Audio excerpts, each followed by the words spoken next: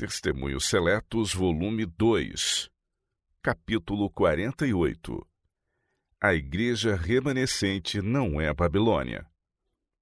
Desde anos tenho apresentado meu testemunho, dizendo que, em surgindo quaisquer pessoas pretendendo possuir grande luz, e não obstante advogando a demolição daquilo que o Senhor, por seus agentes humanos, tem estado a edificar, acham-se eles muito enganados e não trabalham em cooperação com Cristo. Aqueles que afirmam que as igrejas adventistas do sétimo dia constituem Babilônia ou qualquer parte de Babilônia, deveriam antes ficar em casa. Que eles se detenham e considerem qual é a mensagem que deve ser pregada presentemente.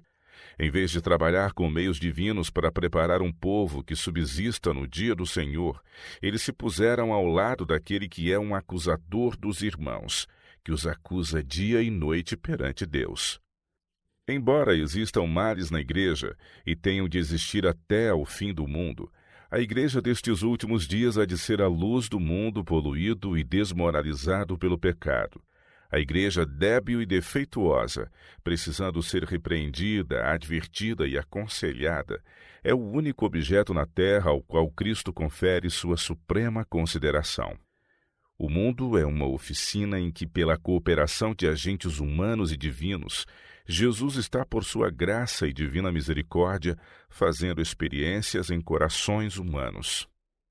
Os anjos ficam admirados ao ver a transformação de caráter efetuada nos que se entregam a Deus e exprimem sua alegria em cânticos de arrebatador louvor a Deus e ao Cordeiro. Eles veem os que por natureza são filhos da ira, convertidos e tornando-se cooperadores de Cristo na obra de atrair almas para Deus. Veem os que estavam em trevas tornando-se luzes a brilhar em meio da noite moral desta geração ímpia e perversa.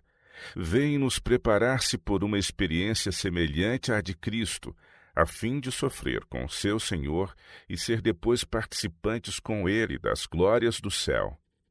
Deus tem na terra uma igreja que está erguendo a lei pisar a pés e apresentando aos homens o Cordeiro de Deus que tira o pecado do mundo. A igreja é depositária das abundantes riquezas da graça de Cristo, e pela igreja será finalmente exibida a última e plena manifestação do amor de Deus ao mundo, que deve ser iluminado com sua glória. A oração de Cristo de que sua igreja fosse uma, como ele e o Pai eram um, será afinal atendida. Será conferido o rico dom do Espírito Santo, e por seu constante suprimento aos filhos de Deus, tornar-se-ão eles testemunhas no mundo do poder de Deus para a salvação. No mundo só existe uma igreja que presentemente se acha na brecha, tapando o muro e restaurando os lugares assolados. E todo homem que chamar a atenção do mundo e de outras igrejas para esta igreja, denunciando-a como Babilônia, está trabalhando de acordo com aquele que é o acusador dos irmãos. Será possível que dentre nós se levantem homens que falem coisas perversas, propagando os mesmos sentimentos que Satanás deseja ver disseminados no mundo, com referência aos que guardam os mandamentos de Deus e têm a fé de Jesus? Porventura não há trabalho bastante para satisfazer vosso zelo na apresentação da verdade aos que se acham nas trevas do erro? Como os que foram constituídos mordomos de haveres e habilidades, tendes empregado mal os bens de vosso Senhor, disseminando o erro. Todo o mundo está cheio de ódio contra os que proclamam a obrigatoriedade da lei de Deus, e a igreja que for leal a Jeová terá de empenhar-se num conflito mais que ordinário. Não temos que lutar contra a carne e o sangue, mas sim contra os principados, contra as potestades, contra os príncipes das trevas deste século, contra as hostes espirituais da maldade nos lugares celestiais. Efésios 6, verso 12. Os que tiverem alguma compreensão do que significa esse conflito, não voltarão suas armas contra a igreja militante, mas com todas as suas forças hão de lutar pelo povo de Deus contra a confederação do mal. Os que se põem a proclamar uma mensagem sob sua responsabilidade pessoal e que, ao mesmo tempo que declaram ser ensinados e guiados por Deus, constituem sua obra especial, derribar aquilo que Deus durante anos tem estado a erguer, não estão cumprindo a vontade de Deus. Saiba-se que esses homens se encontram do lado do grande enganador. Não os creiais, estão se aliando com os inimigos de Deus e da verdade. Porão a ridículo a ordem estabelecida no ministério, considerando-a um sistema eclesiástico imperialista. Afastai-vos desses, não tenhais comunhão com sua mensagem, por muito que eles citem os testemunhos e atrás deles busquem entrincheirar-se. Não os recebais, pois Deus não os incumbiu dessa obra. O resultado de semelhante obra será a incredulidade nos testemunhos, e nos limites do possível tornarão sem efeito a obra que por anos tenho estado a fazer.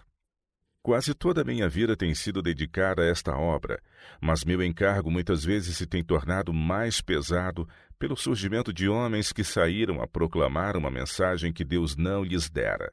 Esta classe de obreiros maus tem escolhido porções dos testemunhos e tem-nas colocado numa moldura de erro, a fim de por esse meio dar influência a seus testemunhos falsos.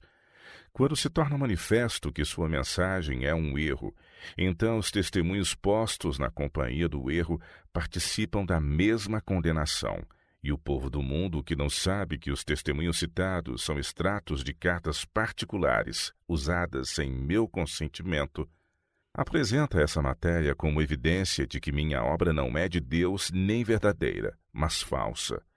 Os que assim trazem má fama sobre a obra de Deus terão de responder perante ele pela obra que estão fazendo. Deus tem uma igreja, e ela tem um ministério designado por ele. E ele mesmo deu uns para apóstolos, e outros para profetas, e outros para evangelistas, e outros para pastores e doutores, querendo o aperfeiçoamento dos santos para a obra do ministério, para a edificação do corpo de Cristo, até que todos cheguemos à unidade da fé e ao conhecimento do Filho de Deus, a varão perfeito, à medida da estatura completa de Cristo, para que não sejamos mais meninos inconstantes, levados em roda por todo o vento de doutrina, pelo engano dos homens que com astúcia enganam fraudulosamente. Antes, seguindo a verdade em caridade, cresçamos em tudo naquele que é a cabeça, Cristo. Efésios 4, versos de 11 a 15. O Senhor tem seus agentes designados e uma igreja que tem sobrevivido a perseguições, conflitos e trevas. Jesus amou a igreja, e por ela se deu a si mesmo, e ele a há de aperfeiçoar, refinar, enobrecer e elevar, de maneira que ela fique firme em meio das corruptoras influências deste mundo. Homens designados por Deus foram escolhidos para vigiar com zeloso cuidado, com vigilante perseverança, a fim de que a igreja não seja subvertida pelos malignos ardis de Satanás, mas que ela esteja no mundo para promover a glória de Deus entre os homens. Sempre haverá conflitos ferozes entre a igreja e o mundo. Mente entrará em contato com mente, princípio com princípio, na verdade com o erro. Mas na crise que em breve há de culminar e que já começou, os homens de experiência devem fazer a obra que Deus lhes designou e velar pelas almas como os que têm de dar contas. Compreendam todas as palavras que agora escrevo. Os que são coobreiros de Deus são apenas instrumentos seus, e em si mesmos não possuem graça ou santidade essenciais. Unicamente quando estão cooperando com os seres celestiais é que têm êxito. São apenas vasos terrenos, os depositários aos quais Deus confia o tesouro de sua verdade. Poderá Paulo plantar, Apolo regar, mas é Deus, tão somente, que dá o crescimento. Deus fala por meio dos agentes por ele designados, e que nenhum homem, nem grupo de homem, insultem o Espírito de Deus, recusando-se a ouvir a mensagem da palavra de Deus dos lábios de seus mensageiros escolhidos. Recusando-se a ouvir a mensagem de Deus, fecham-se os homens num aposento de trevas. Excluem sua própria alma das grandes bênçãos e roubam a Cristo da glória que lhe deveria ser dada, mostrando desrespeito para com os agentes que designou. Deus não é autor de confusão, mas de paz. Mas Satanás é inimigo vigilante que não dorme. sempre a trabalhar sobre mentes humanas, procurando solo para semear seu joio. Se encontra alguém a quem possa empurrar para o seu serviço, sugere-lhe ideias e falsas teorias, tornando-o zeloso em advogar o erro. A verdade não só converte, mas também opera a purificação do que a recebe. Jesus nos advertiu contra os falsos mestres. Desde o princípio de nossa obra, tem de quando em quando surgido homens a advogarem teorias novas e sensacionais.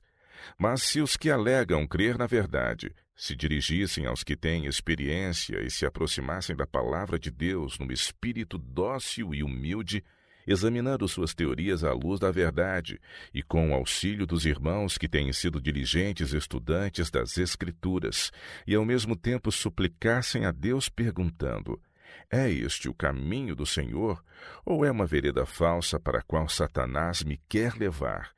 Então receberiam luz e escapariam do laço do passarinheiro. Precavenham-se todos os nossos irmãos e irmãs de qualquer que marque tempo para o Senhor cumprir sua palavra a respeito de sua vinda, ou acerca de qualquer outra promessa de especial importância por ele feita. Não vos pertence saber os tempos ou as estações que o Pai estabeleceu pelo seu próprio poder. Atos capítulo 1, verso 7. Falsos mestres podem parecer muito zelosos da obra de Deus e podem despender meios para apresentar ao mundo e à igreja suas teorias, mas como misturam o erro com a verdade, sua mensagem é de engano e levará almas para veredas falsas. Deve-se-lhes fazer oposição não porque sejam homens maus, mas porque são mestres de falsidades e procuram colocar sobre a falsidade o sinete da verdade. Que lástima darem-se homens a tais trabalhos para descobrir alguma teoria errônea, quando existe abundância de preciosas gemas da verdade, pelas quais o povo pode ser enriquecido da mais santa fé. Em vez de ensinar a verdade, deixam a imaginação demorar-se naquilo que é novo e estranho, e lançam-se em desarmonia com aqueles que Deus usa para levar seu povo para a plataforma da verdade. Lançam de lado tudo o que já foi dito acerca da unidade de sentimento e pensamento e pisam sobre a oração de Cristo, como se a unidade em favor da qual orou não fosse essencial e não houvesse necessidade de serem os seguidores um, como ele é um com o Pai. Escapam pela tangente e, como Jeú, convidam seus irmãos a seguirem seu exemplo de zelo pelo Senhor. Se seu zelo os levasse a trabalhar no mesmo rumo em que trabalham seus irmãos, que têm suportado o calor e a fadiga do dia, se fossem tão perseverantes como eles para vencer desânimos e obstáculos, bem poderiam então ser imitados e Deus os aceitaria. Mas merecem ser condenados os homens que iniciam uma proclamação de possuírem maravilhosa luz e, ao mesmo tempo, puxam em sentido contrário os agentes guiados por Deus. Foi este o procedimento de Coré, Datã e Abirã, e sua conduta se acha registrada como advertência a todos os outros. Não devemos fazer o que eles fizeram, acusar e condenar aqueles sobre os quais Deus colocou o peso da obra. Os que têm proclamado ser a Igreja Adventista do Sétimo Dia, Babilônia, têm feito uso dos testemunhos para dar à sua atitude um aparente apoio. Mas por que é que não apresentaram aquilo que por anos tem sido a preocupação de minha mensagem, unidade da igreja? Por que não citaram as palavras do anjo, univos, univos, univos? Por que não repetiram a advertência, nem declararam o princípio de que na união há força, na divisão há fraqueza? São mensagens como as que esses homens têm proclamado, que dividem a igreja e trazem sobre nós opróbrio perante os inimigos da verdade. E nessas mensagens se revela claramente a astuta operação do grande enganador, que quer impedir a igreja de alcançar a perfeição na unidade. Esses mestres seguem as labaredas de seu próprio fogo, agem segundo o seu próprio juízo independente e embaraçam a verdade com falsas noções e teorias. Rejeitam o conselho de seus irmãos e avançam em seu próprio caminho até se tornarem justamente o que Satanás deseja, de espírito desequilibrado. Advirto meus irmãos a que se guardem contra a operação de Satanás em todas as formas. O grande adversário de Deus e do homem exulta hoje por ter tido êxito em iludir almas e em desviar seus meios e habilidade para condutos danosos. Seu dinheiro poderia ter sido empregado em promover a verdade presente, mas em vez disso foi expendido em apresentar noções que não têm base na verdade. Insto com os que professam crer na verdade, que andem em união com os irmãos. Não procureis dar ao mundo ocasião de dizer que somos extremistas, que somos desunidos, que um ensina uma coisa e outro outra. Evitai a dissensão.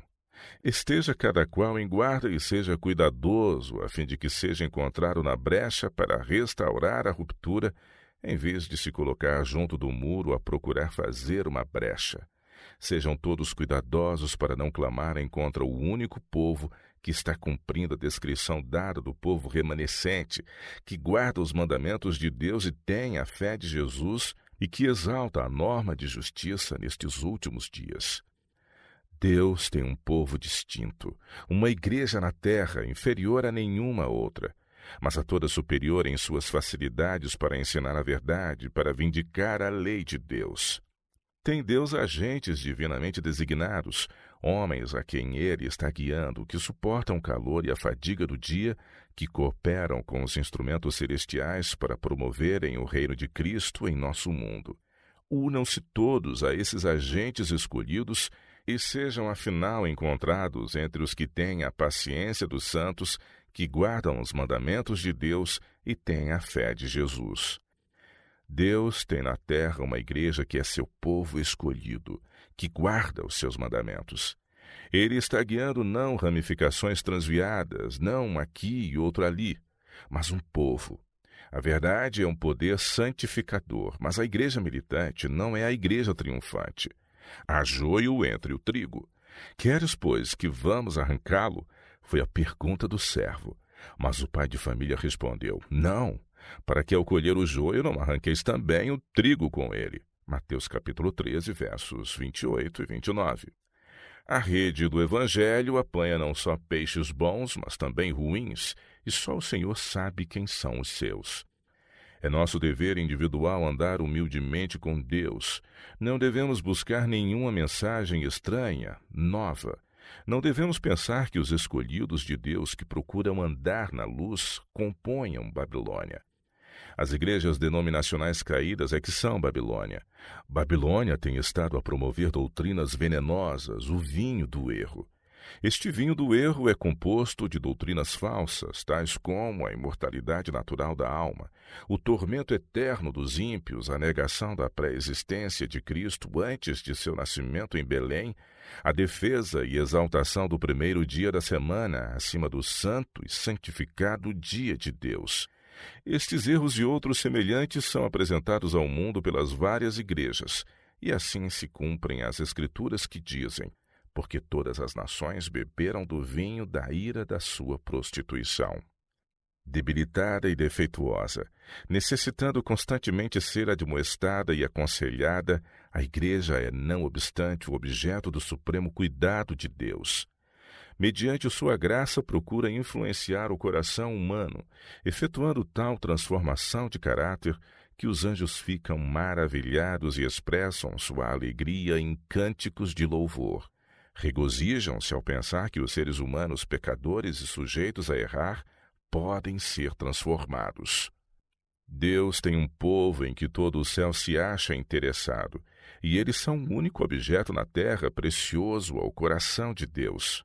Que todos os que lerem estas palavras lhes deem toda a consideração, pois em nome de Jesus desejo com elas impressionar cada alma. Quando se levanta alguém de nosso meio ou fora de nós, tendo a preocupação de proclamar uma mensagem que declare que o povo de Deus pertence ao número dos de Babilônia e que pretenda que o alto clamor é um chamado para sair dela, podereis saber que esse tal não é portador da mensagem de verdade. Não o recebais, não lhe desejeis bom êxito, pois Deus não falou por ele, nem lhe confiou uma mensagem, mas ele correu antes de ser enviado. Declarou o Senhor que a história do passado se repetirá ao começarmos a obra finalizadora. Cada verdade por ele dada para estes últimos dias deve ser proclamada ao mundo. Cada coluna que ele ergueu deve ser fortalecida.